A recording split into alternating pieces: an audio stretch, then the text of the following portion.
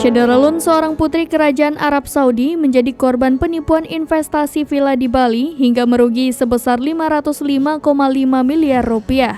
Pelaku penipuan terhadap putri kerajaan Arab Saudi, Lolowah binti Muhammad bin Abdullah Al Saud, telah dijatuhi hukuman oleh Pengadilan Negeri Gianyar.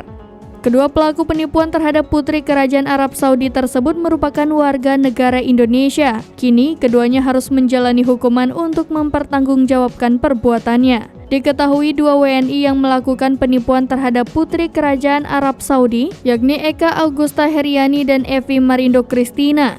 Dikutip dari Tribun Bali, penipuan terhadap Putri Lolowah berawal dari pengiriman uang sebesar 505,5 miliar rupiah yang dilakukan secara bertahap. Adapun pengiriman uang tersebut dilakukan dalam rentang waktu antara 27 April 2011 hingga 16 September 2018.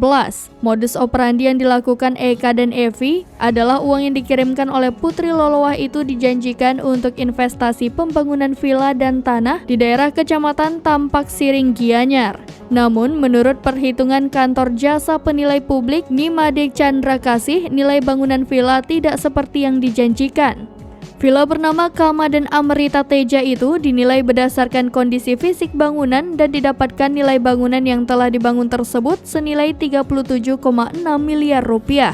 Selain itu, Eka dan Evi juga menawarkan lahan seluas 1.600 meter persegi yang berlokasi di Desa Tibu Beneng, Kuta Utara, Badung pada Maret 2018.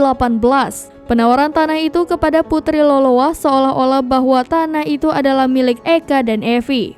Penawaran itu pun diiyakan oleh Putri Lolowah dengan mengirimkan uang sebesar 500.000 dolar Amerika Serikat atau setara dengan 7,5 miliar rupiah. Namun ternyata tanah yang diklaim milik Eka dan Evi itu tidak pernah dijual oleh pemilik aslinya. Imbas kasus penipuan berkedok investasi villa di Bali tersebut, keduanya divonis 19 tahun penjara dengan denda 10 miliar rupiah, subsidiar penjara 6 bulan.